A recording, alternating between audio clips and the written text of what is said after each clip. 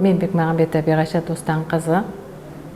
Қазіргі таңда Атырау облыстық тері-венерология диспансерінде диспансер бөлімшесі болып қызмет атқарып жатырмын. Мен 1988 жылы Ақтөбе мемлекеттік медицина институтын бітіріп, интернатура өткеннен кейін өзімнің туған өлкеме Атырау облысы Қызылқоға ауданы Сағыз селосына дәрігер-терапевті болып қызмет атқардым.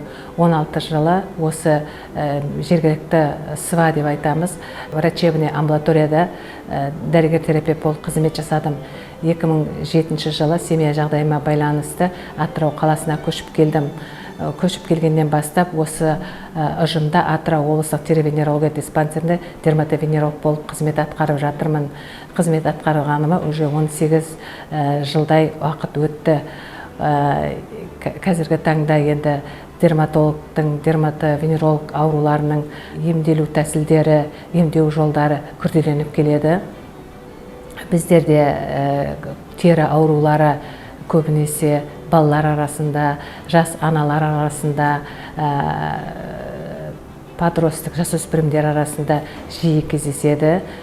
Соңғы кездегі аурулардан қатарының, жиі кездесетін аурулардан қатарына айтатын болсақ, дерматты онкологиялық аурулар деп айтамыз, витилиго аурулар деп айтамыз. 20 ғасырда терең теңдеу алып, тексерулер алып келе жатқан аурулар болып есептелінеді.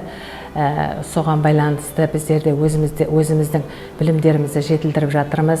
Қазіргі таңда барлыққа дерлік дерматологтар, дерматовенерологтар, дерматоскоп деген құралды пайдаланудамыз. Осы құралға байланысты международный халықаралық өрігінде өткен конференцияларда оқытылып жатырмыз. Және бәріміздің де біздің енді дерматоскоп біздің бірінші оң қолымыз деп айтуға болады. Бұл құрал арқылы дермато-онкозаболеванияларды тексереміз және солардың дерттен анықтаймыз, емдеу жолдарын қарастырамыз. Осы еңбек жолында жүрген кезінде көптеген жерлерде оқуда болдым. Турцияда 2 рет Еуразиялық конгресске қатыстым, көптеген мақтаулар алдым.